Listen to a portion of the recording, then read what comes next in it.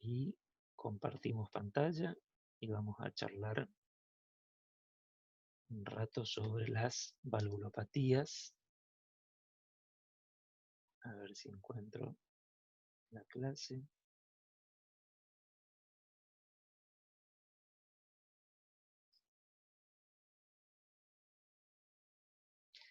Me avisan cuando ya la pueden ver.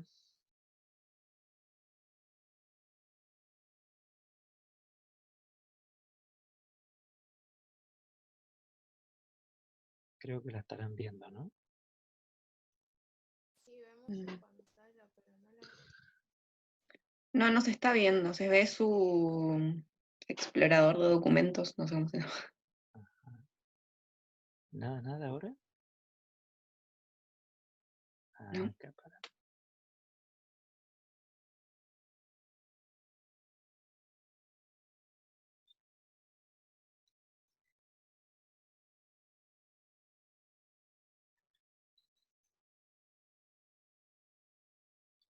Vamos de nuevo, voy a comenzar de nuevo a ver si enganchamos.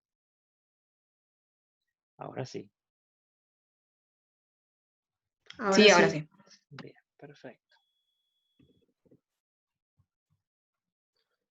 Bueno.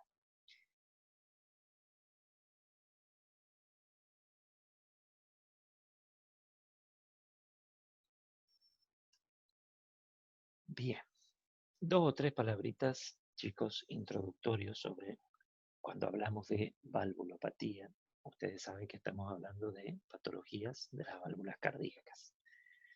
Recuerden que tenemos 4 válvulas cardíacas normalmente, aórtica y mitral en las cavidades izquierdas, tricuspidia y pulmonar en las cavidades derechas. Las 2 valvulopatías más frecuentes en toda la población, en todos los grupos etarios, son la valvulopatía mitral y la valvulopatía aórtica. Son patologías extremadamente frecuentes y estamos hablando de tan frecuentes, sobre todo las valvulopatías moderadas o severas, tan frecuentes como casi las coronariopatías, los accidentes cerebrovasculares o la hipertensión arterial, que son patologías muy prevalentes en la práctica de la cardiología. Por suerte, después de muchos años en la historia de la medicina, se ha ido disminuyendo el número de personas a nivel de todo el mundo con diagnósticos de fiebre reumática, que era una de las principales causas de muchas valvulopatías.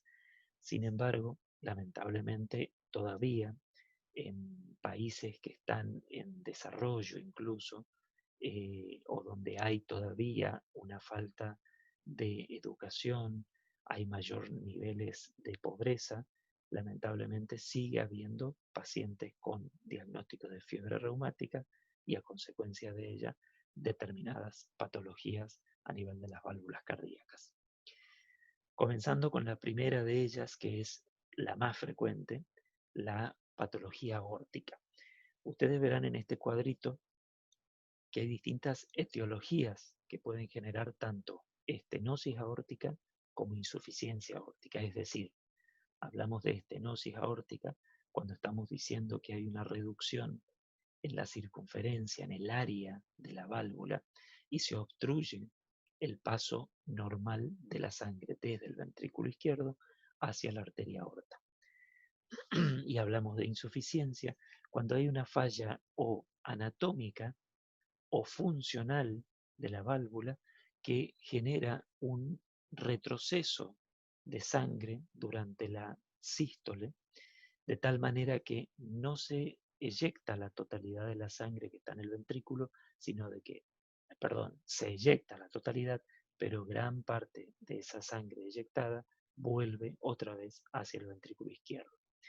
Fíjense que hay múltiples etiologías, sin embargo, para la estenosis aórtica hay menos que para la insuficiencia aórtica.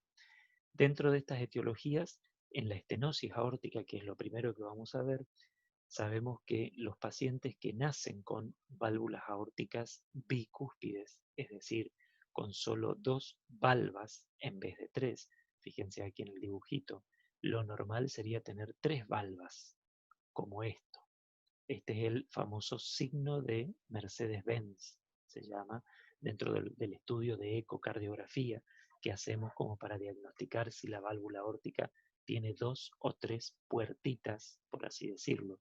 Lo normal es que tenga 3 valvas, pero la incidencia de válvula aórtica bicúspide es elevada.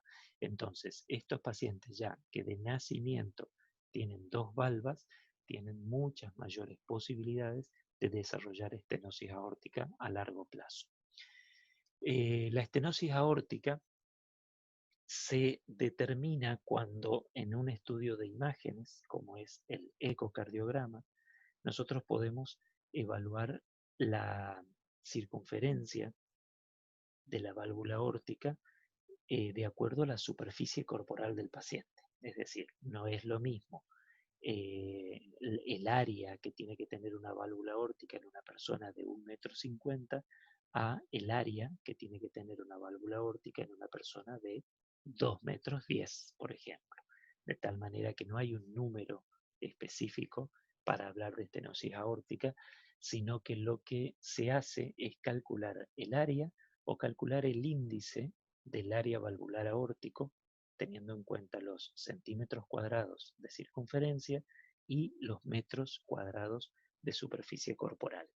Fíjense en el cuadrito, hablamos de una estenosis aórtica leve cuando el paciente, que normalmente tendría que tener un área entre 2,5 y 3,5 centímetros cuadrados, ese paciente cuando tiene menos de 2,5, pero todavía más de 1,5 metros cuadrados, ese paciente tiene una estenosis aórtica leve.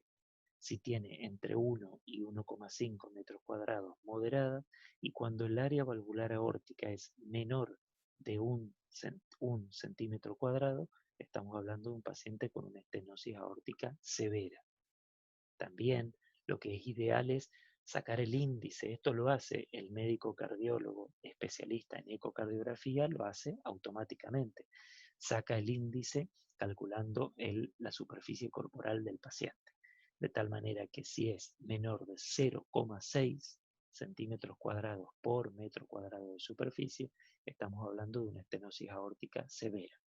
Esta estenosis aórtica, ya sea por que fue una válvula aórtica bicúspide que se fue degenerando, o por calcificación, que es la causa más frecuente que se da en pacientes ancianos, pacientes que, por ejemplo, han estado sometidos durante muchos años a hipertensión arterial, van generando degeneración de la válvula, van depositando calcio en la misma, van esclerosando, van fibrosando todo lo que es el anillo y las valvas, de tal manera que se va reduciendo el área valvular aórtica. ¿Qué genera esta reducción? Genera lógicamente una obstrucción de la salida de sangre, y esa obstrucción de la salida de sangre genera una turbulencia de la sangre al salir desde el ventrículo izquierdo hacia la arteria aorta. Esa turbulencia nosotros la vamos a percibir como un soplo cardíaco. Ese soplo va a estar dado principalmente durante la sístole, cuando el ventrículo se está contrayendo y eyectando la sangre. Va a ser un soplo de tipo eyectivo, lo llamamos, porque tiene un inicio más potente y va decreciendo. Va a tener un primer ruido tal vez normal o aumentado, pero el segundo ruido, que es el cierre de la válvula aórtica, va a estar disminuido, porque es una válvula que va a tener menor apertura, por ende va a tener un cierre menos elástico. Esto ha disminuido el segundo ruido. Y terminando en esta diapositiva, también ustedes pueden clasificar básicamente a las estenosis aórtica en una etiología adquirida o congénita. Dentro de la congénita, la bicúspide es la más frecuente, y dentro de las adquiridas son las degenerativas o las reumáticas, sería otra posibilidad. Es muy poco frecuente la reumática, pero es otra alternativa de adquirida.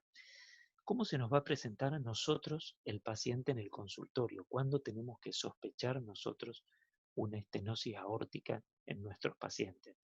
Cuando el paciente tal vez consultó por un episodio sincopal, por ejemplo, cuando el paciente cuenta disnea progresiva, en el transcurso de un año nota que se viene cansando más que antes, con las mismas actividades, o cuando el paciente tiene dolor precordial. Fíjense que son otros 3 síntomas que nos pueden hacer pensar en cualquier otra etiología. Por ejemplo, un síncope a mí me puede hacer pensar en una arritmia, en un bloqueo AV completo, en una taquicardia ventricular. La disnea me puede hacer pensar inmediatamente en insuficiencia cardíaca. El angor me va a hacer pensar inmediatamente en coronariopatía. Sin embargo, estos 3 síntomas son una tríada clásica de presentación de los pacientes con estenosis aórtica.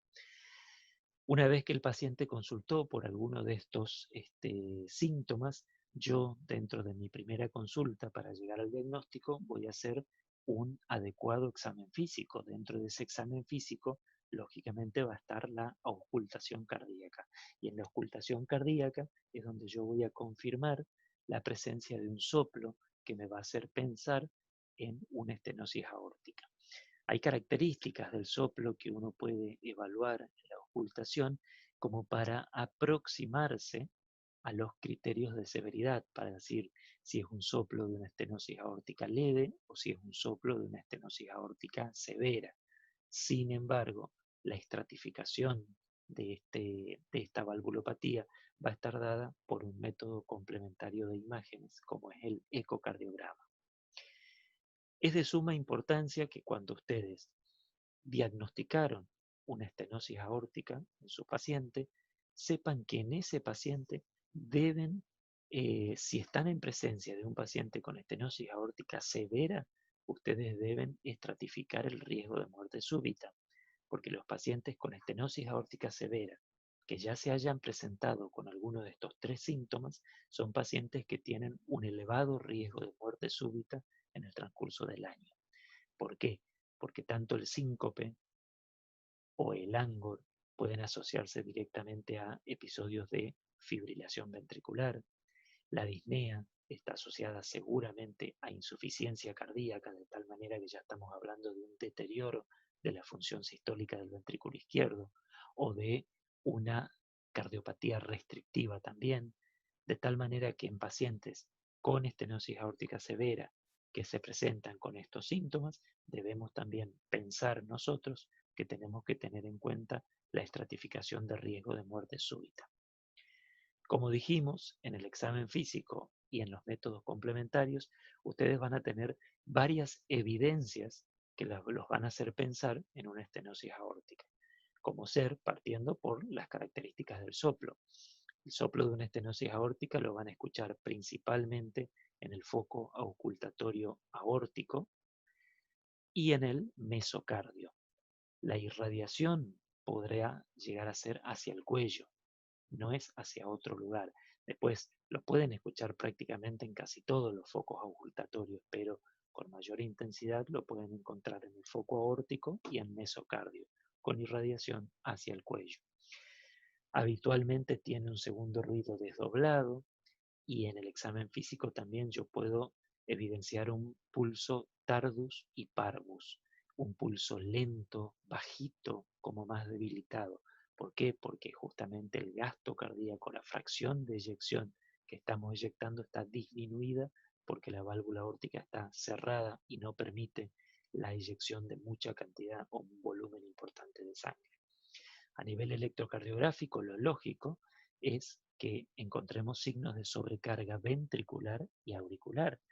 Imagínense que ese ventrículo izquierdo tiene que estar contrayéndose y superando una mayor presión para poder eyectar la sangre, de tal manera que está en un gimnasio ese ventrículo izquierdo, está todo el tiempo generando mayor fuerza para eyectar la sangre, de tal manera que se va a ir hipertrofiando, va a generar una sobrecarga de presión a nivel de aurícula izquierda y esa sobrecarga de presión a nivel de aurícula izquierda irá dilatando al tejido auricular.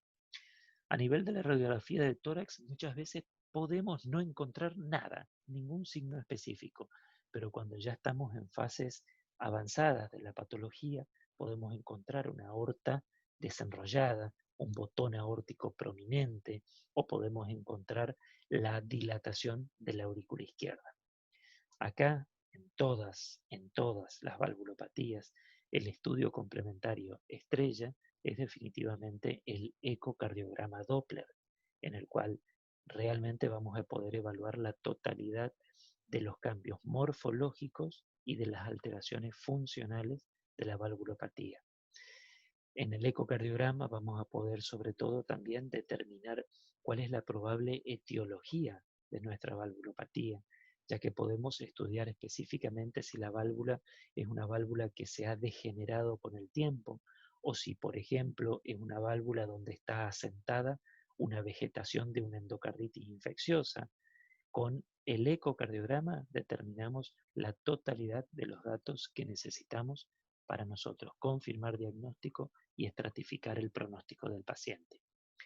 En cuanto a la ergometría, primero y principal, resaltarle lo que dice en el cuadrito. Si tengo un paciente con una estenosis aórtica severa o tengo un paciente con una estenosis aórtica que es sintomático por la patología, está contraindicado hacer una ergometría, ya que no solo no nos aportaría información, sino que lo estaríamos exponiendo a riesgo de complicaciones a nuestro paciente. ¿Cuándo hacemos un cateterismo en estos pacientes? Cuando el paciente ya se planteó como tratamiento la realización de una cirugía de reemplazo valvular. Todos los pacientes que van a entrar a una cirugía de reemplazo valvular son pacientes que previamente deben tener hecho una angiografía para determinar si además de esa valvulopatía no tiene también una enfermedad coronaria, ya que al momento de hacer una cirugía de recambio valvular también deberíamos realizar los correspondientes bypass coronarios para solucionar también la patología coronaria. De tal manera que en todas las valvulopatías, chicos, en todas las valvulopatías, el tratamiento final es el tratamiento quirúrgico. No hay un tratamiento farmacológico específico para las valvulopatías. Las valvulopatías, el tratamiento farmacológico va a ser el tratamiento de las consecuencias de esa valvulopatía. Cuando la valvulopatía genera insuficiencia cardíaca, vamos a tratar la insuficiencia cardíaca. Cuando la valvulopatía, yo quiero bajar la tensión arterial para que se reduzca la valvulopatía, debo realizar tratamiento farmacológico, pero el tratamiento final de todas las valvulopatías, tanto de las insuficiencias como de las estenosis, es quirúrgico. Fíjense en todos estos detalles, ustedes los leen después más tranquilamente, van a ver de que, por ejemplo, muchas de estas valvulopatías, sobre todo las valvulopatías izquierdas, facilitan mucho la aparición de fibrilación auricular. Entonces, el tratamiento no va a ser el tratamiento farmacológico de la valvulopatía, sino el tratamiento farmacológico de la fibrilación auricular. Y así con cada una de las consecuencias médicas que tenga cualquier valvulopatía.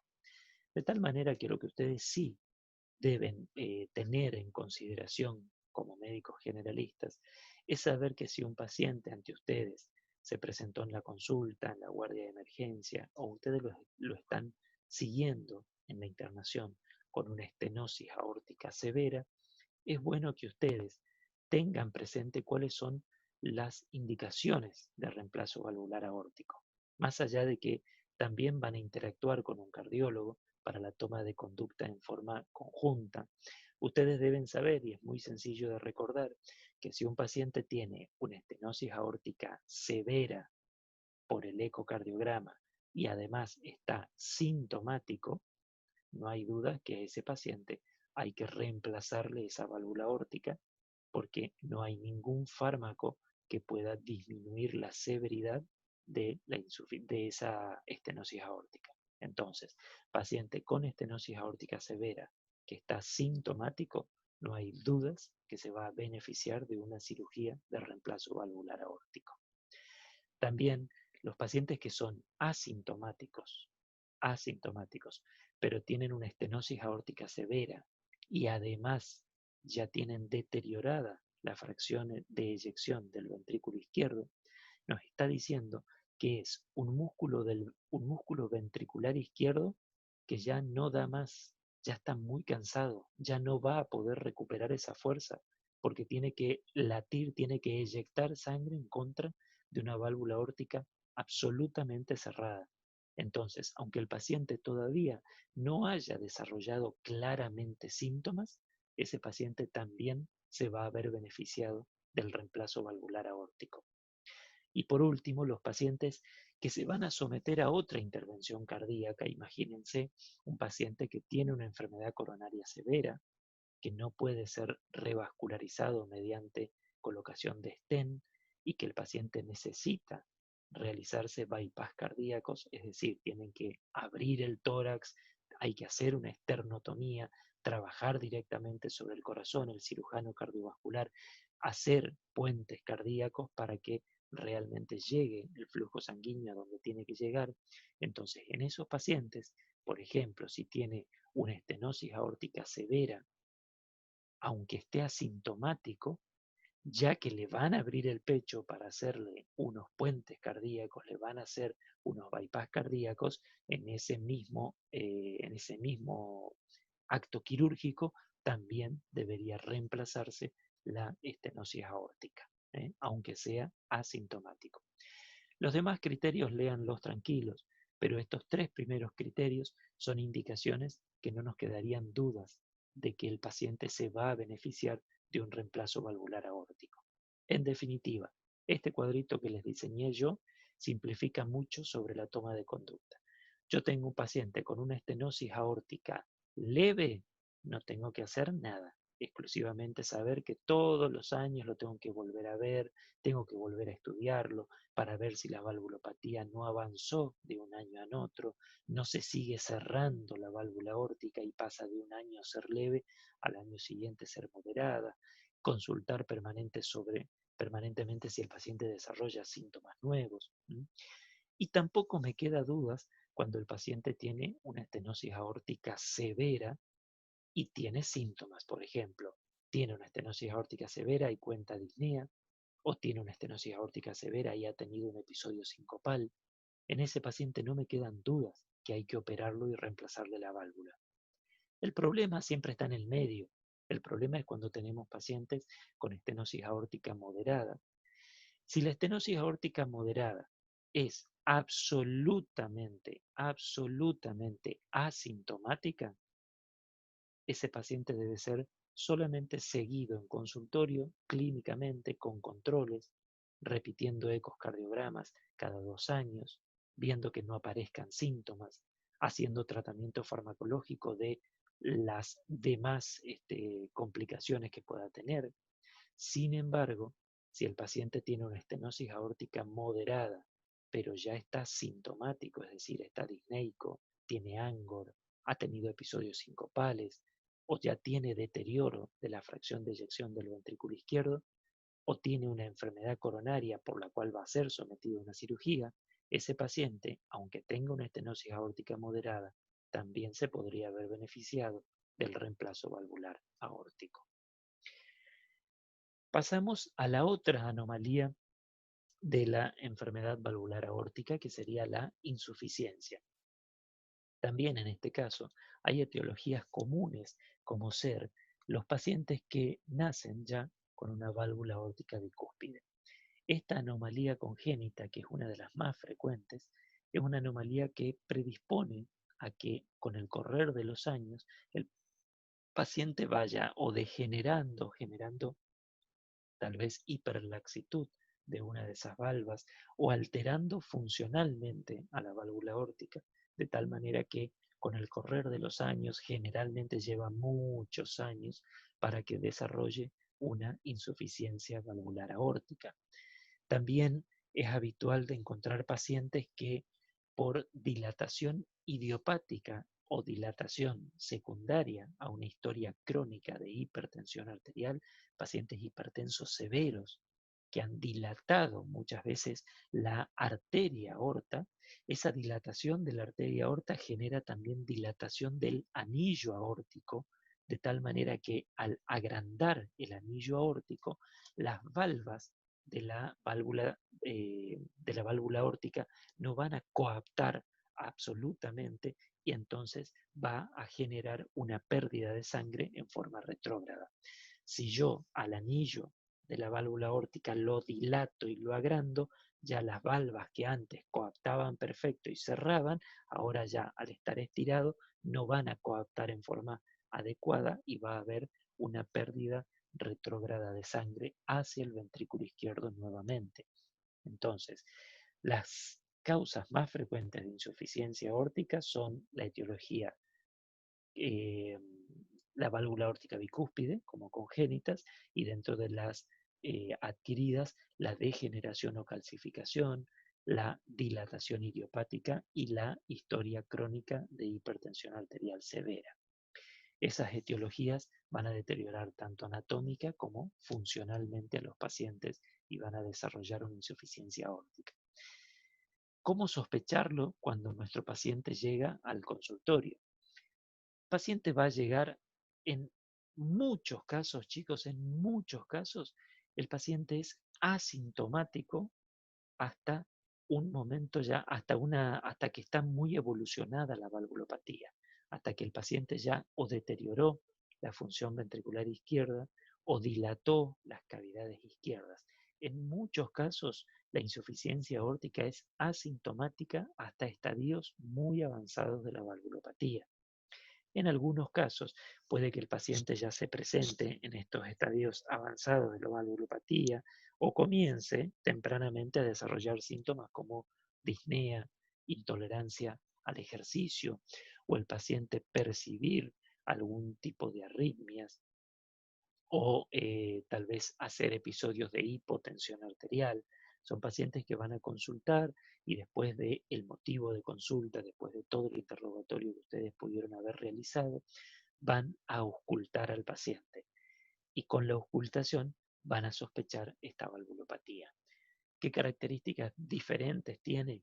Que en este caso ustedes van a encontrar un soplo diastólico, ¿eh? Un soplo durante la diástole. Dijimos que en la estenosis aórtica era un soplo sistólico porque es durante la fase de eyección del ventrículo izquierdo.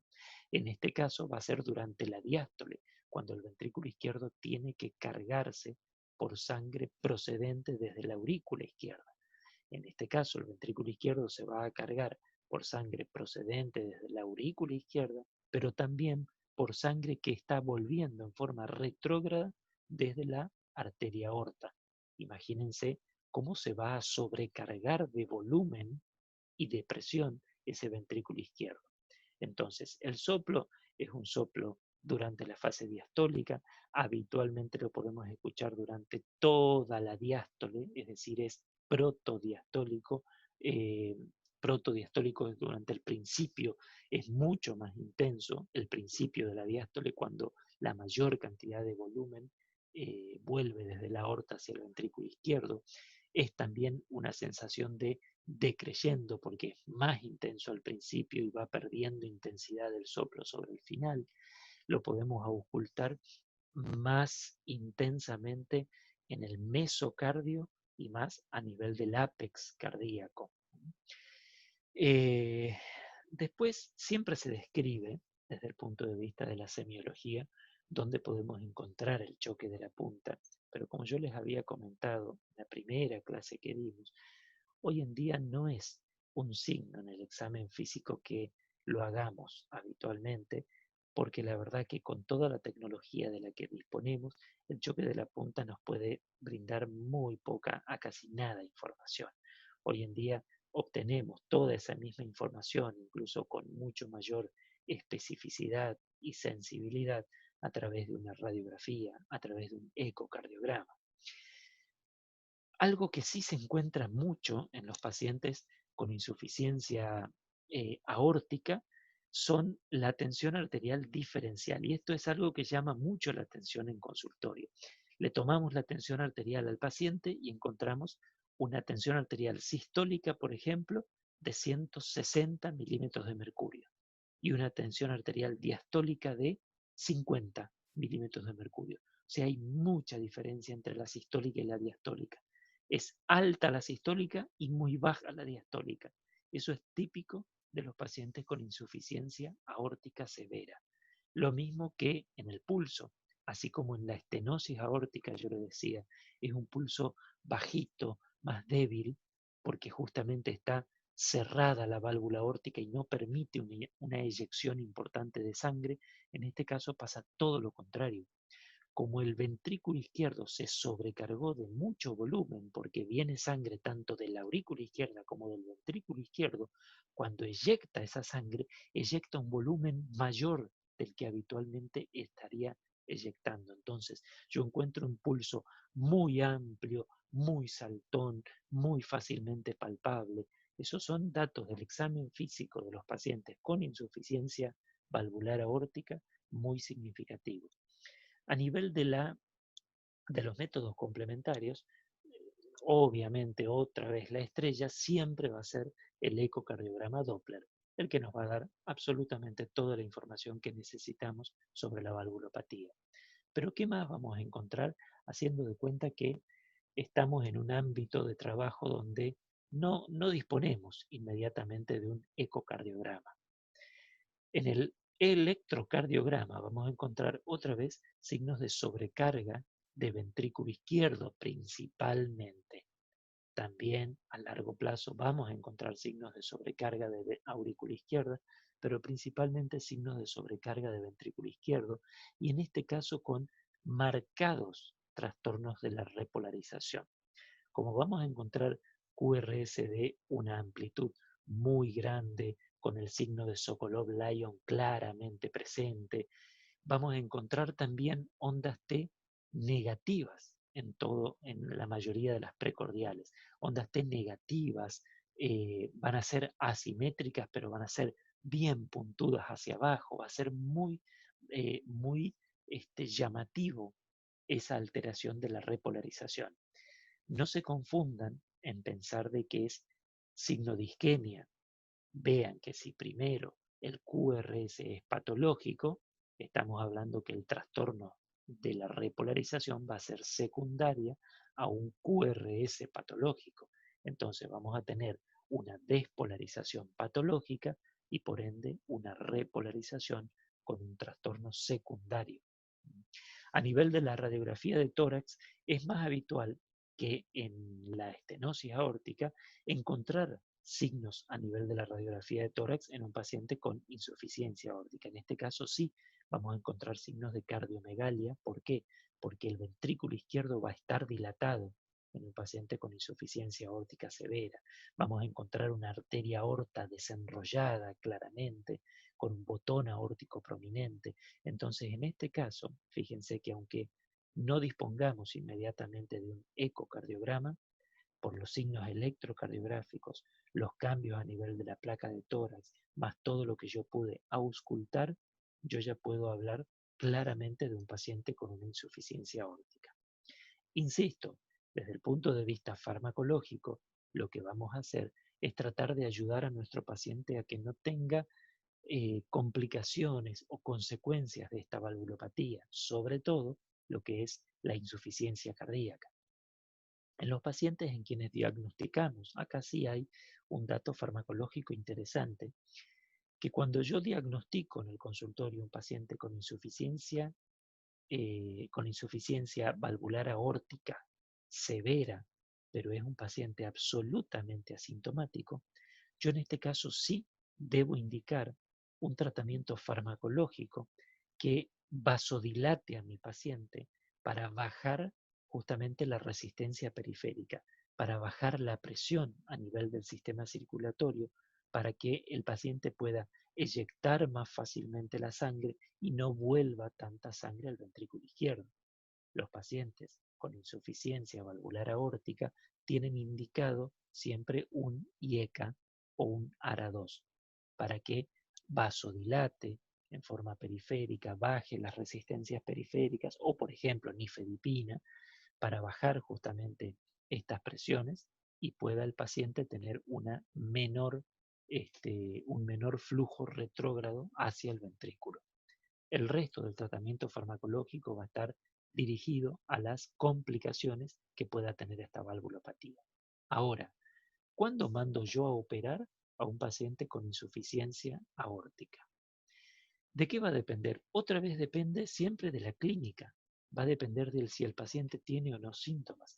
Si yo tengo un paciente con una insuficiencia aórtica severa y el paciente está sintomático, es decir, está disneico, ha tenido un episodio sincopal, además tiene una coronariopatía, yo en ese paciente no dudo que tiene que ir a reemplazo valvular aórtico. Pero ¿qué pasa si un paciente tiene insuficiencia aórtica severa y es absolutamente asintomático? Y en este caso, chicos, sí tenemos muchos pacientes con insuficiencia aórtica severa que son asintomáticos. Entonces, en este caso, lo que nos ayuda a definir cuándo mandarlo a una cirugía de recambio valvular es el ecocardiograma. Cuando a nivel del ecocardiograma yo estoy viendo que está dilatando demasiado el ventrículo izquierdo, está perdiendo fuerza de contracción el músculo, es decir, está deteriorando nuestro músculo ventricular izquierdo, en ese caso, aunque esté asintomático, se va a ver beneficiado de una cirugía de recambio valvular aórtico. Vamos para otra válvula. Vámonos a la válvula mitral. Y vamos a hablar primero de la estenosis mitral. La estenosis mitral, por suerte, tenemos cada vez menos. ¿Por qué? Porque tenemos cada vez menos pacientes que tengan antecedentes de fiebre reumática. Gracias a Dios, ya hay países en los cuales se ha erradicado absolutamente la fiebre reumática. Lamentablemente no en nuestro país, no en nuestro medio, pero cada vez más es cada vez menos frecuente tener pacientes con estenosis mitral secundario a la enfermedad reumática. Las etiologías que tal vez uno está viendo más en el día a día en cardiología está asociado a complicaciones tales como una endocarditis infecciosa o lamentablemente el depósito de metástasis cardíacas a nivel endocárdico o a nivel valvular secundario a neoplasias del paciente o degeneración en el contexto de enfermedades autoinmunes como el lupus eritematoso sistémico o lamentablemente el desarrollo de ciertas tumoraciones cardíacas, tumoraciones intracavitarias como el mixoma de la aurícula izquierda, que es la tumoración más frecuente del corazón. También hay ciertas cardiopatías congénitas que en forma combinada tienen estenosis mitral más transposición de los grandes vasos, etcétera, que también pueden ser causas mucho menos frecuentes, pero que podrían estar en contacto en algún caso con ustedes en consultorio o en la internación. Hoy por hoy, si ustedes tienen que nombrar etiologías de la estenosis mitral, deben siempre recordar los antecedentes de fiebre reumática, la posibilidad de una endocarditis infecciosa, la posibilidad de un mixoma de aurícula izquierda, el lupus eritematoso o metástasis. La estenosis mitral, como ustedes se imaginarán, conociendo lo que es el ciclo cardíaco, al estar más cerrada el área valvular, como dijimos en esta anterior, el área valvular mitral oscila entre 4 y 6 centímetros cuadrados. Vamos a hablar de estenosis mitral cuando se reduce menos de 6, menos de 4 centímetros cuadrados, va a generar en forma retrógrada un incremento de presión, sobre todo de la aurícula izquierda. Y ese incremento de presión va a generar dos grandes cambios. Por un lado, esa presión de la aurícula izquierda se va a seguir transmitiendo hacia atrás y va a incrementar la presión de las venas pulmonares, generando edema pulmonar y generando hipertensión pulmonar. Por otro lado, no solo la presión va a generar presión retrógrada, sino de que va a ir dilatando, va a ir estirando la fibra muscular auricular izquierda y va a dilatar nuestra aurícula, facilitando la aparición de fibrilación auricular. De tal manera que esta patología, la estenosis mitral, va a generar síntomas tales como palpitaciones por una fibrilación auricular, muchas veces puede debutar lamentablemente con un accidente cerebrovascular, puede generar disnea asociado o al edema pulmonar o a la hipertensión pulmonar, y cuando estos síntomas se presentan, al igual que en las otras valvulopatías, debemos plantear el criterio quirúrgico. ¿Cómo es el hallazgo físico? ¿Cómo es el soplo de un paciente con estenosis mitral? Definitivamente, en el contexto de una estenosis mitral severa, yo voy a encontrar varios signos en el examen físico que nos puede orientar. Primero, es muy habitual de encontrar estos pacientes después de una evolución muy prolongada. No suelen tener síntomas hasta que no es prácticamente severa la valvulopatía. Los síntomas son, como dijimos recién, disnea por insuficiencia cardíaca o por hipertensión pulmonar, o palpitaciones en relación a la fibrilación auricular, o muchas veces debutan con complicaciones ya de la fibrilación auricular. Están descritas las famosas chapetas malares, que tal vez ustedes las hayan estudiado el año pasado en Clínica 1, donde son como los cachetes un poco más colorados habitualmente en estos pacientes. Tienen un primer ruido aumentado, porque estamos hablando de una válvula más fibrótica, más rígida, y un segundo ruido con un chasquido de apertura. ¿Por qué? Porque muchas veces eyecta menos volumen, está como más vacío el ventrículo izquierdo, porque no pasó la totalidad de sangre que tenía que pasar de la aurícula izquierda al ventrículo izquierdo. En la radiografía de tórax, lo que más característicamente vamos a ver es la sobrecarga o dilatación de la aurícula izquierda. Entonces, dentro de los arcos del lado izquierdo de la silueta cardiovascular, el que va a predominar es el aumento de la aurícula izquierda. Vamos a ver signos de congestión, vamos a ver los hilios congestivos, o podemos encontrar signos de redistribución de flujo. A nivel del electrocardiograma, lo que va a predominar es la sobrecarga de la aurícula izquierda o ya directamente la presencia de fibrilación auricular, porque ese paciente fue dilatando tanto la aurícula izquierda que degeneró, deformó toda la actividad eléctrica de ambas aurículas. Vamos a encontrar signos de insuficiencia cardíaca derecha. ¿Por qué de derecha si estamos hablando de una valvulopatía izquierda? Porque justamente esta valvulopatía izquierda va a generar incremento de presión en todo lo que es el circuito venoso derecho, partiendo de las venas pulmonares a nivel del pulmón y a su vez a nivel de las cavidades derechas. Por lo tanto, son pacientes que muchas veces, además de la disnea característica de presentación clínica, se van a encontrar con edemas de miembros inferiores, con ascitis. A nivel del ecocardiograma, que es nuestro método complementario por excelencia para el diagnóstico y estratificación, nos va a ayudar para determinar cuál es la posible etiología, si es por depósito de calcio y degeneración, o si es una anomalía congénita, o si estamos con una importante cantidad de fibrosis en los bordes de estas válvulas, haciéndonos sospechar la etiología reumática. Y el cateterismo lo vamos a realizar siempre y cuando este paciente vaya a ser sometido a una cirugía de recambio valvular. ¿Por qué? Porque yo antes de abrirle el pecho a mi paciente, tengo que ver si además no tiene enfermedad coronaria. Porque una vez que yo lo abra a mi paciente, no tengo que cambiarle solo la válvula, sino que cambiarle la válvula y hacerle bypass. Tratamiento farmacológico no hay específico para la valvulopatía. Todo lo que vamos a hacer son los tratamientos de las patologías concomitantes, como ser de la insuficiencia cardíaca o de la fibrilación auricular. Acá al final, para que no se confundan, puse lo que sería el tratamiento farmacológico de la fiebre reumática, que está asociada a la valvulopatía mitral, es decir, la indicación de penicilina en el contexto de pacientes con fiebre reumática. Esto último que dice ahí no es un tratamiento para la estenosis mitral, sino que es el tratamiento de la fiebre reumática que habitualmente se asocia. Otra vez, ¿cómo vamos a definir la indicación de cirugía?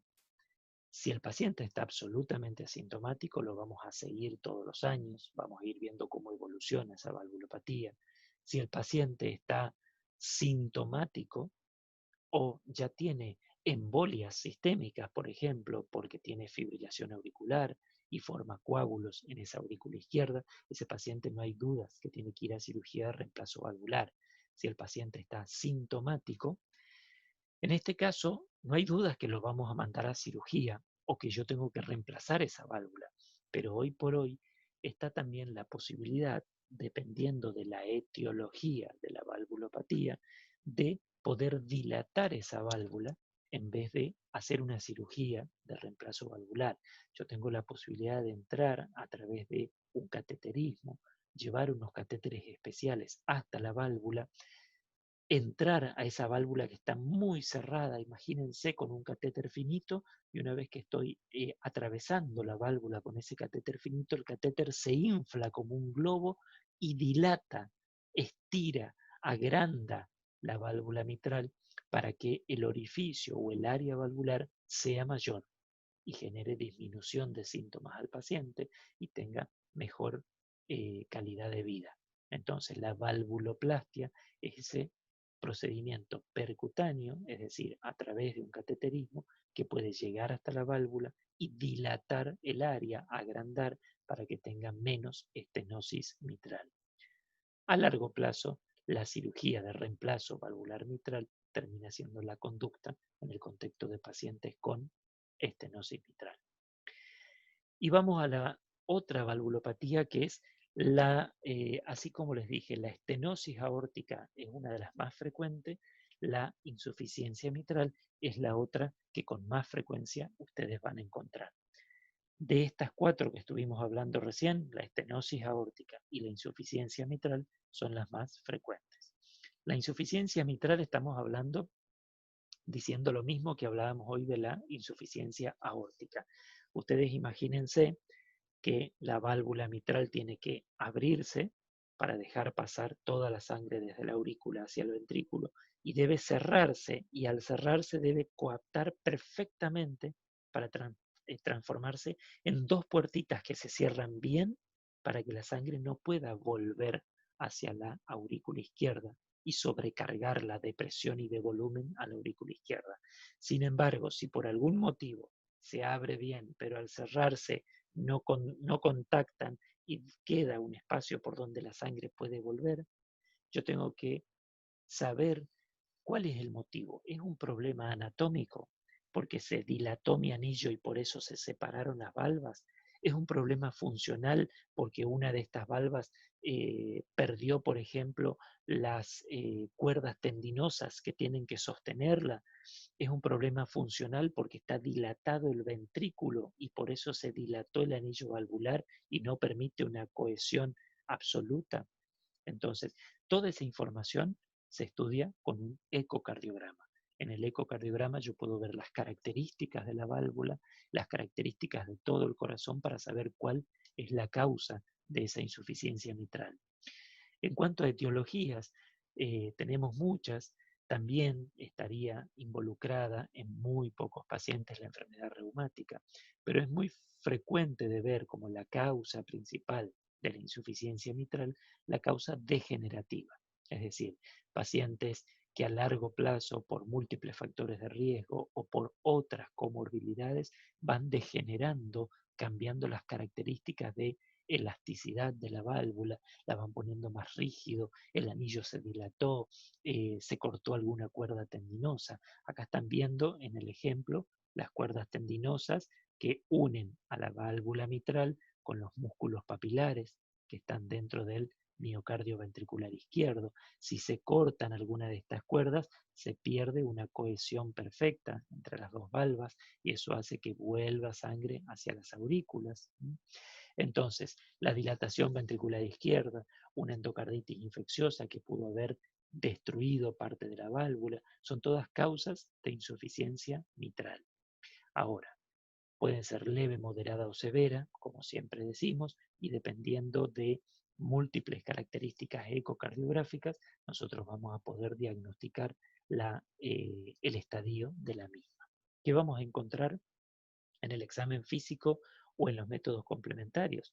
Bueno, definitivamente es muy importante el soplo que van a encontrar. En este caso, van a tener un foco de mayor intensidad a nivel del mesocardio con una clara irradiación hacia la axila. Este es un diagnóstico diferencial muy fácil, chicos, que ustedes lo pueden hacer desde que empiecen a entrenarse en la auscultación. Si escuchan un soplo en el mesocardio y su irradiación, porque lo siguen escuchando, se dirige hacia la axila, es muy probable que se trate de una insuficiencia mitral. Sin embargo, si escuchan un soplo también sistólico, pero que la irradiación va más hacia el foco aórtico o hacia el cuello, están más en presencia de una estenosis aórtica. Les digo esto a grosso modo porque al principio, cuando uno recién comienza a entrenarse en la ocultación de focos, de soplos cardíacos, por ahí cuesta diferenciar un soplo y estos tips chiquititos pueden ayudar a orientarlos rápidamente. Ya que después con el entrenamiento, con los años, uno oculta un soplo e inmediatamente también se da cuenta si es mitral o aórtico, si es eyectivo o es más en fase diastólica, si es sistólico o diastólico. Es con los años y con la experiencia uno lo va adquiriendo, pero a grandes rasgos es importante como primera característica que ustedes cuando escuchan esa turbulencia en la ocultación, primero determinen si es durante la sístole o durante la diástole. Eso como primera instancia. Una vez que diagnosticaron si es durante la sístole o durante la diástole, puedan evaluar las características, si es todo decreyendo o si es en forma romboidal. El soplo de una estenosis aórtica habitualmente es en forma romboidal. Comienza más suave, se incrementa su intensidad en el medio y vuelve a decrecer hacia el final. Mientras que el soplo de una insuficiencia mitral comienza súbitamente y va decreyendo durante toda la sístole. Bien, ¿cómo se presentan clínicamente estos pacientes? ¿Por qué consultan? Consultan por signos de insuficiencia cardíaca, consultan por disnea, consultan por palpitaciones, porque también nuestra aurícula se ha dilatado y se pudo haber fibrilado, consultan por edemas de miembros inferiores, por insuficiencia cardíaca derecha. Entonces yo debo comenzar a evaluar en mi examen físico, ya percibiendo el soplo de una insuficiencia mitral, pidiéndole estudios complementarios como un electrocardiograma y una radiografía de tórax. En el electro voy a ver también signos de sobrecarga auricular principalmente. Podemos encontrar también signos de sobrecarga ventricular, pero principalmente auricular o ya directamente nuestra aurícula fibrilada. Podemos encontrar la fibrilación auricular.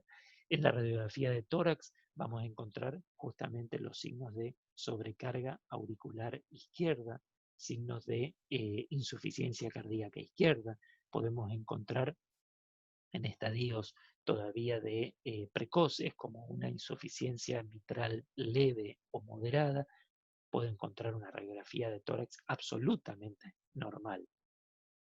Sin embargo, si yo ausculto el soplo, debo pedir un ecocardiograma, porque una vez que uno auscultó el soplo, estamos sabiendo que lo más probable es que se trate de una valvulopatía, de tal manera que el método complementario que nos va a confirmar el diagnóstico y nos va a dar mucha más información sobre las características de esta valvulopatía es el ecocardiograma. Tratamiento médico, nuevamente, de las comorbilidades, tratamiento médico de las complicaciones que pueda tener la insuficiencia mitral, pero el tratamiento de la valvulopatía en sí va a terminar siendo quirúrgico. ¿Cuándo vamos a indicar una cirugía? Otra vez lo mismo. Si el paciente presenta síntomas y además tiene deteriorado parte de la fracción de eyección, no hay dudas que yo debo reemplazar esa válvula porque el paciente se va a ver claramente beneficiado. Por el contrario, si el paciente no tiene síntomas o todavía tiene una fracción de eyección normal, no dilató el ventrículo, no tiene fibrilación auricular, ese paciente puede seguir siendo controlado por consultorio. Pero una vez que el paciente ya tiene síntomas o deteriora la fracción de eyección o comienza con fibrilación auricular o comienza a dilatar las cavidades izquierdas, ese paciente se va a ver beneficiado de una intervención quirúrgica. Hoy en día se dispone de la posibilidad también de, a través de un procedimiento invasivo percutáneo, a través de un cateterismo, la realización, como pueden ver acá abajo, de un mitral clip. ¿Qué es el mitral clip? Como pueden ver acá en la imagen, si yo tengo una válvula mitral con un área muy grande en la cual una de estas valvas pierde porque está muy laxa, no se coapta adecuadamente con la otra valva, yo tengo la posibilidad de entrar con catéteres y ponerle un broche, así, literalmente hacer un clic uniendo las dos valvas, un extremo con el otro, para que ya el área valvular sea mucho menor. No se puede hacer esto en todos los pacientes, son pacientes muy seleccionados dependiendo de las características anatómicas que se estudian en un ecocardiograma. Entonces, esto definitivamente es para toma de conducta de un especialista. No se agobien con ese tema. Ahora, respecto a valvulopatía tricuspidia, a valvulopatía pulmonar o a valvulopatías combinadas, que es muy frecuente de encontrar, les pido que ustedes mismos busquen en el libro, vean, hagan un resumen, tengan conceptos pocos, chicos, pocos conceptos, pero conceptos claros, de por ejemplo, ¿cuáles son las etiologías más frecuentes de una valvulopatía tricuspidia? ¿En qué contextos clínicos se suele presentar? ¿Se suele asociar o no con otra cardiopatía congénita? Lo mismo para la valvulopatía pulmonar. Y quiero que averigüen cuáles son las valvulopatías combinadas o mixtas más frecuentes.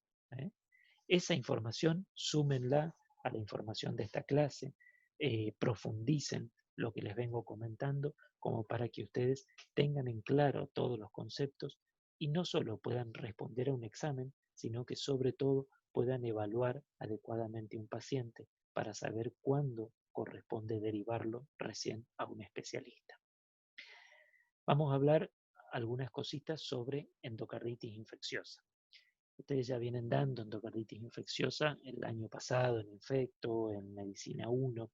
Vamos a recordar algunas de ellas para que lo tengamos en cuenta y siempre, por eso lo asocié con la clase de valvulopatías, porque justamente es importante saber que los pacientes con valvulopatías moderadas o severas son pacientes que están más predispuestos a desarrollar una endocarditis infecciosa. ¿Por qué? Porque toda anomalía estructural o funcional de las válvulas va a facilitar a que si entra una bacteria en nuestro torrente sanguíneo, esa bacteria quiera quedarse fija, formar un coágulo, generar una vegetación en las regiones anormales de nuestro corazón. Entonces los pacientes con valvulopatías son pacientes que tienen claramente predisposición al desarrollo de una endocarditis infecciosa. Una endocarditis infecciosa es una infección del endocardio y que habitualmente o más frecuentemente se presenta la vegetación a nivel de las válvulas, pero no es una condición obligatoria. La vegetación esta puede implantarse también a nivel del septo interventricular, a nivel del septo interauricular o a nivel de alguna otra deformación, anomalía congénita que pueda tener el paciente o, por ejemplo, lo que por mi especialidad yo veo habitualmente es depositarse la vegetación en algún dispositivo intracardíaco que tenga implantado el paciente, como por ejemplo un marcapasos. El paciente que tiene un marcapasos tiene un catéter o dos o hasta 3 catéteres dentro del corazón en forma permanente y definitiva. Entonces, esa estructura, ese dispositivo que normalmente no debería estar en el corazón, es un dispositivo que facilita la contaminación si es que entra alguna bacteria anormal a nuestro circuito sanguíneo. ¿Cuáles son los signos más habituales que se presentan en un paciente con endocarditis infecciosa? Como ustedes pueden ver, por frecuencia, la fiebre es lo más habitual. Entonces, en un paciente con fiebre de origen desconocido, que viene a mi consulta y me dice, vengo teniendo episodios de fiebre no sé, o en todas las tardecitas, tengo chuchos y escalofríos y lo revisamos y no tiene un foco en vías aéreas, no tiene un foco en vía urinaria, no tiene un foco digestivo, no encontramos un foco infeccioso, debemos sospechar en una endocarditis infecciosa. Entonces, la fiebre es el signo clínico más frecuente en estos pacientes. Después, como ustedes pueden ver por porcentajes, es la presencia de un soplo cardíaco, ya sea un soplo nuevo que el paciente no tenía o si ya tenía un soplo, es el empeoramiento de ese soplo. Si yo ya lo conozco porque lo vengo siguiendo a este paciente hace muchos años y yo sabía que tenía un soplito chiquitito a nivel de válvula mitral, resulta que ahora lo vuelvo a ver con fiebre y oculta un soplo muy intenso. Bueno, en ese paciente debo sospechar definitivamente una endocarditis infecciosa.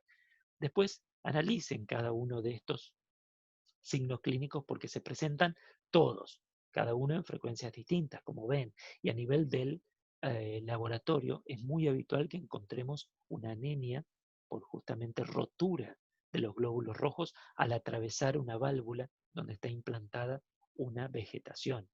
El flujo sanguíneo atraviesa esa válvula, choca contra la vegetación, rompe el glóbulo rojo y facilita la anemia de nuestro paciente. Y por supuesto los signos inflamatorios como la proteína C reactiva o el aumento de la velocidad de eritrosedimentación lógicamente están incrementados. Entonces, en un paciente en quien yo clínicamente sospecho endocarditis infecciosa, le voy a pedir hemocultivos. Sí o sí, idealmente es antes de comenzar el tratamiento antibiótico. Tratemos de que si yo voy a mandar a internar a este paciente, el paciente lo tengo en la guardia, no realizar tratamiento antibiótico empírico hasta yo no tomar muestras de sangre para hemocultivos, ya que el tratamiento antibiótico me puede llegar a generar un falso negativo de mi paciente con endocarditis infecciosa. Debo tomar 3 a 4 muestras. No se ha demostrado ventajas de tomar muestras arteriales por sobre las venosas. Si yo tomo de una vena, me puede dar exactamente el mismo resultado. Siempre debe ser un volumen importante de sangre el que yo debo tomar como muestra para que realmente tengamos más chances de certificar el diagnóstico de mi endocarditis infecciosa. Es no menor a 10 mililitros en cada muestra. El intervalo en la toma dependerá de la gravedad del cuadro. Si yo tengo un paciente estable hemodinámicamente, que yo lo puedo estudiar, puedo separar y decir, voy a tomar 3 muestras a la mañana, 3 muestras a la tarde.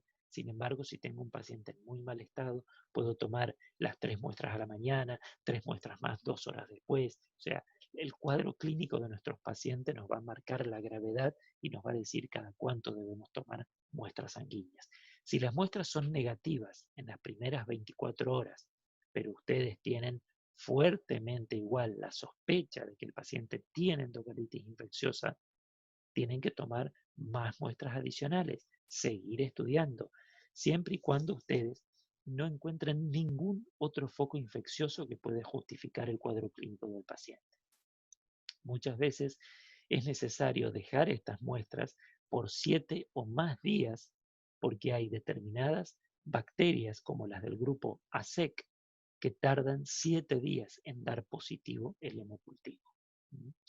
Aquí están los principales organismos involucrados en las valvulopatías. Y esto sí se los quiero resaltar, chicos, porque es importante para que ustedes lo piensen cuando hacen el diagnóstico de una endocarditis infecciosa. En el contexto de pacientes, vamos por esta parte, con una endocarditis infecciosa de una válvula nativa, es decir, de una válvula propia del paciente, la causa más frecuente de endocarditis infecciosa son los estreptococos en el marco de pacientes extrahospitalarios, mientras que si estamos hablando de pacientes con válvula nativa pero intrahospitalarios, se transforman en los Staphylococcus aureus como la causa más frecuente. Esto es importante, chicos, ¿eh? Después no digan que yo no les dije que esto es importante. En el caso de un paciente que tiene una válvula protésica, porque ya fue operado del corazón y se le puso una válvula protésica, la causa más frecuente, como ustedes pueden ver, son los estafilococos. Sin embargo, cambia esta frecuencia de acuerdo a si la endocarditis infecciosa se presentó dentro de los 2 primeros meses después de la cirugía de recambio, o si se presentó entre los 2 meses y el año, o si ya se presenta después del año. Fíjense, si el paciente desarrolla una endocarditis infecciosa durante los 2 primeros meses de la cirugía, la causa más frecuente son los estafilococos coagulasa negativo, lo mismo que si lo hace durante el primer año. Sin embargo, si el paciente desarrolla una endocarditis infecciosa después de un año de haber sido operado, otra vez pasan a ser los estreptococos la causa más frecuente de endocarditis infecciosa. Y por último, pensar que los pacientes que son consumidores de drogas endovenosas, los pacientes que consumen heroína, son pacientes en quienes ustedes siempre deben pensar en las endocarditis infecciosas de cavidades derechas prioritariamente. Entre ellas, fíjense que los estafilococos, por supuesto, son la causa más frecuente. ¿Y por qué digo por supuesto? Porque son las bacterias que predominan en nuestra piel. Entonces son pacientes que se están inyectando heroína habitualmente y en esas inyecciones incluyen justamente bacterias de nuestra piel. Entonces, estudien bien cuáles son los bichos más frecuentes en cada una de estas endocarditis. No se agobien con este flujograma porque ya asusta, así como lo ven. ¿Qué es lo único que nos dice? Nos dice que si yo tengo la sospecha clínica de endocarditis infecciosa, yo debo primero hacer todo el interrogatorio que corresponde para saber dónde puede estar el foco infeccioso, saber qué otros factores de riesgo tiene el paciente, saber si no es un consumidor de drogas ilegales vía endovenosa, conocer qué contactos tuvo el paciente para saber y sospechar a ver qué bacteria puede ser la responsable de la endocarditis. Y en la totalidad de los pacientes, además de mi examen físico, donde yo ya voy a determinar qué características tiene el soplo y voy a sospechar si esta endocarditis puede estar asentada en válvula mitral, en válvula tricopídea, en válvula aórtica, yo voy a pedir un ecocardiograma transtorácico. Eso significa TTE, significa ecocardiograma transtorácico, es decir, a través del tórax, no transesofágico, no a través de una sonda transesofágica, sino un ecocardiograma común. Entonces, si el ecocardiograma común ya determina la presencia de una vegetación adentro del corazón, ya está, yo terminé mi diagnóstico. Mientras si el ecocardiograma transtorácico no lo confirma, queda dudando o me dio negativo el ecocardiograma transtorácico, pero yo sigo sospechando fuertemente una endocarditis infecciosa, debo solicitar un ecocardiograma transesofágico. Eso es lo único que dice este cuadro, para que ustedes sepan que si la sospecha clínica de endocarditis infecciosa es importante y el ecocardiograma transtorácico les da negativo, pueden solicitar un ecocardiograma transesofágico para confirmar o descartar su sospecha clínica. ¿Cómo van a diagnosticar ustedes una endocarditis infecciosa? Ya lo vieron esto en infectología utilizando los criterios de Duke. Podemos utilizar, están los criterios mayores y los criterios menores. Vamos a hacer diagnóstico cuando el paciente sin duda tiene los dos criterios mayores, que ustedes recordarán, un criterio mayor es la presencia de hemocultivo positivo en esas situaciones que están descritas en el cuadro, o la presencia de la evidencia sería de vegetaciones endocárdicas en el ecocardiograma. Si yo tengo un paciente que consultó por fiebre, tiene hemocultivos positivos y tiene una vegetación en el ecocardiograma, ya está, terminó mi diagnóstico de endocarditis infecciosa. Habitualmente no es tan fácil. Muchas veces tenemos un solo criterio mayor y tenemos que sumar criterios menores como la predisposición, ya sea porque tengan cardiopatías predisponentes, es decir, valvulopatías de bases, o sean pacientes adictos a drogas endovenosas, o el paciente tenga fenómenos vasculares embólicos, como ser las líneas de Janeway, las manchas de Roth, los nódulos de Osler, repasen todo esto para tener el recuerdo, porque siempre es muy bueno hacer un diagnóstico completo y tener todas esas herramientas a disposición para poder certificar o descartar el diagnóstico de endocarditis infecciosa. O cuando, por ejemplo, en un hemocultivo ustedes tienen una evidencia microbiológica de determinadas bacterias que no son frecuentes de aislar en la sangre ni siquiera como contaminantes de esa muestra. Entonces, cuando esos hemocultivos son positivos, debemos sospechar igualmente endocarditis, aunque no encontremos una vegetación en el eco. Entonces, en definitiva, el diagnóstico lo van a hacer o con 2 criterios mayores, o con un mayor y 3 menores, o teniendo presente los 5 criterios menores. En las guías argentinas de endocarditis infecciosa los separan en un diagnóstico confirmado o definitivo, un diagnóstico posible o un diagnóstico rechazado, teniendo en cuenta este tipo de criterios. Dijimos, si tenemos los 2 mayores o 1 mayor y 3 menores o los 5 menores, está confirmado el diagnóstico.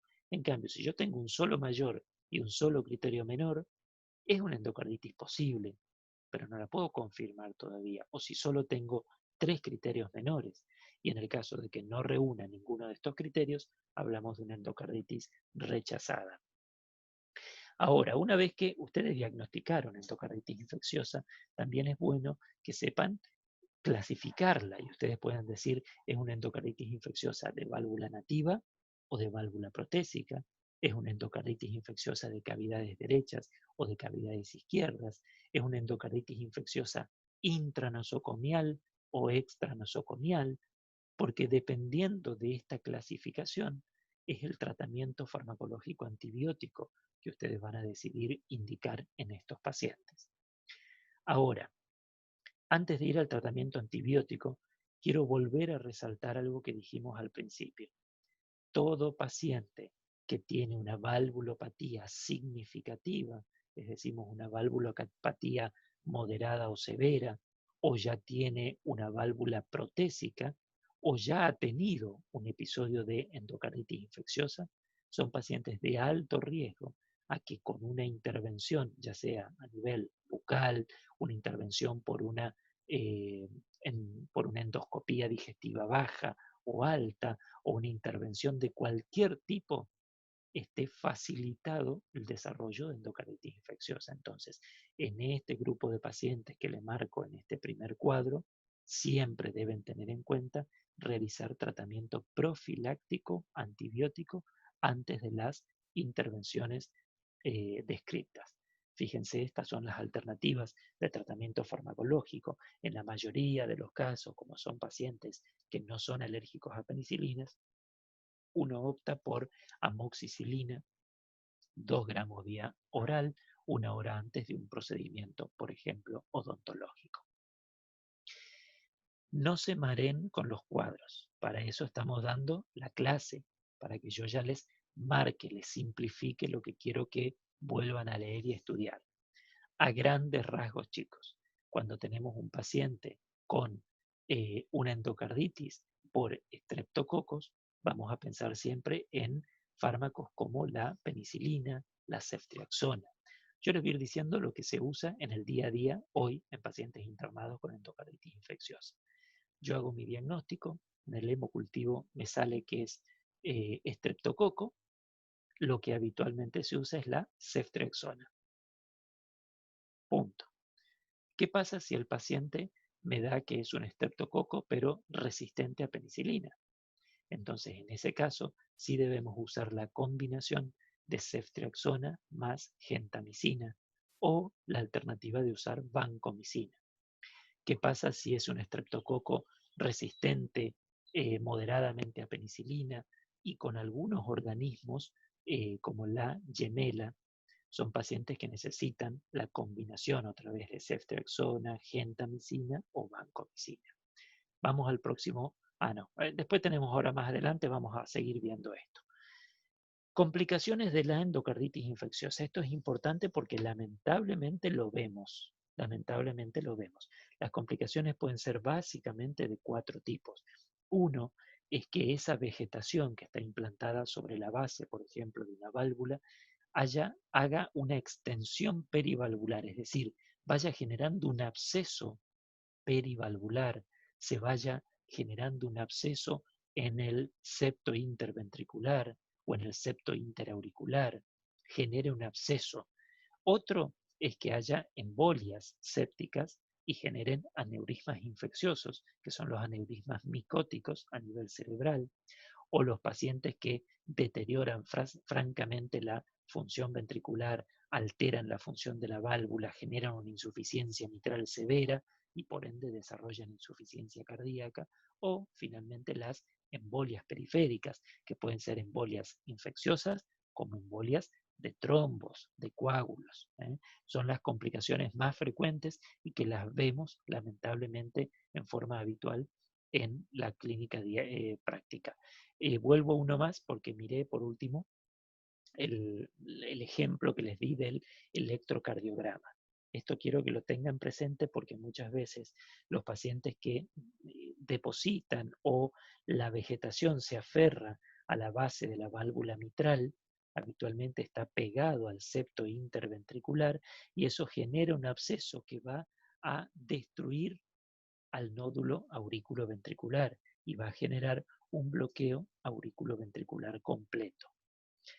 Esto es habitual, chicos, de verlos. Por eso les digo, a ustedes les puede llegar un paciente febril de 2 semanas de evolución de fiebre, disneico, en insuficiencia cardíaca, con un trastorno del sensorio, está somnoliento.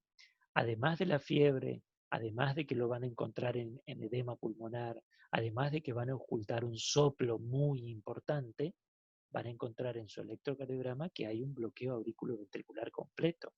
Entonces, todos esos datos los pueden hacer sospechar en un paciente con una endocarditis infecciosa complicada, con un absceso intramiocárdico que generó un bloqueo AB. Entonces, vamos a la antibiótico-terapia. En el caso de que se trate de estafilococos, hoy dijimos estreptococos, dijimos ceftriaxona, ya sea ceftriaxona sola, cuando es sensible a la ceftriaxona, o si es un resistente a ceftriaxona, ya la combinación de ceftriaxona con gentamicina o la alternativa de vancomicina. Eso eran los estreptococos. Vamos a los estafilococos. En los estafilococos tienen muy buena respuesta con cefalosporinas como la cefalocina o oxicilina o la vancomicina. Y sobre todo si son meticilinos resistentes, estamos hablando de resistentes a la meticilina, en ese caso se usa vancomicina. No se mezclen, insisto, estafilococos, cefasolina, y estafilococos meticilinos resistentes, vancomicina. En el caso de que sean válvulas protésicas, que va a costar mucho más erradicar al bicho de la válvula protésica, en ese caso sí hay que combinar, por ejemplo, oxacilina más gentamicina y rifampicina, o vancomicina, genta y rifampicina. ¿Por qué? Porque son bacterias mucho más resistentes para ser erradicadas de la válvula protésica. En el caso del grupo ASEC, está nuevamente la ceftriaxona, en la bartonela la ceftriaxona, en los enterococos sí tienen mejor respuesta la ampicilina. Ampicilina en los enterococos. No quiero marearlos, por eso les digo un solo antibiótico. Por ejemplo, si me escucharan los doctores, los profesores de infectología, Dios mío, se agarrarían la cabeza, pero yo les estoy simplificando al máximo para que por lo menos les quede un concepto asociado inmediatamente a un tratamiento antibiótico específico. Después, siempre todos vamos a pedir la interconsulta con un infectólogo para poder tipificar adecuadamente en base a los resultados del hemocultivo, que nos va a decir sensible a qué antibiótico, resistente a qué antibiótico, como para hacer en forma entallada el tratamiento que corresponda. Sin embargo, yo les estoy dando a grosso modo para que lo relacionen de alguna manera. ¿Cuándo hay que operar una endocarditis infecciosa? Cuando pasa esto, el paciente, además de no responder al tratamiento farmacológico, está en insuficiencia cardíaca grave y no podemos revertir el cuadro con el tratamiento farmacológico. O cuando esta vegetación ya ha destruido, ha roto en forma importante nuestra válvula mitral o nuestra válvula aórtica, o cuando pese al tratamiento adecuado según el resultado de nuestro hemocultivo, el paciente sigue resistente a ese tratamiento. En ese caso yo estoy obligado a entrar a ese corazón y a sacar la vegetación, porque si no, no voy a lograr compensar el cuadro clínico. También, por ejemplo, me pasa a mí, y esto lo he hecho yo muchas veces, pacientes que tienen implantado un marcapasos y la vegetación se ha adosado al catéter. Yo tengo que abrir, lo he hecho muchas veces, y sacar ese catéter porque hasta que no saque la vegetación infectada, ese paciente no va a responder al tratamiento antibiótico.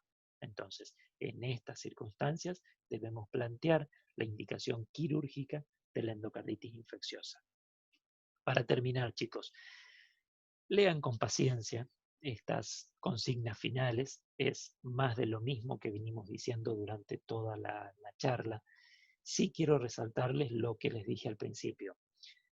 Pacientes con valvulopatías siempre debemos pensar en hacer prevención de endocarditis infecciosa antes de un procedimiento invasivo. En pacientes dependiendo de nuestro resultado de un hemocultivo, vamos a saber indicar el tratamiento antibiótico específico. Vamos a diagnosticar a nuestro paciente sumando criterios mayores o menores de Duke y vamos a tomar conductas agresivas como una cirugía para explante, ya sea de un catéter electrodo con una vegetación o sacar una vegetación o reparar un absceso intracardíaco en casos realmente severos y que no tienen respuesta a nuestro tratamiento farmacológico. Por favor, lean y repasen cada uno de estos conceptos. Saben que tienen disponible la bibliografía en el aula virtual para profundizar o aclarar mucho de lo que hayamos visto hasta el momento y tengan en cuenta lo que yo les he resaltado durante la clase como para poder hacer hincapié, cosa de estar mejor preparados para un examen en el caso de la materia, como para poder encarar en el día a día a los pacientes.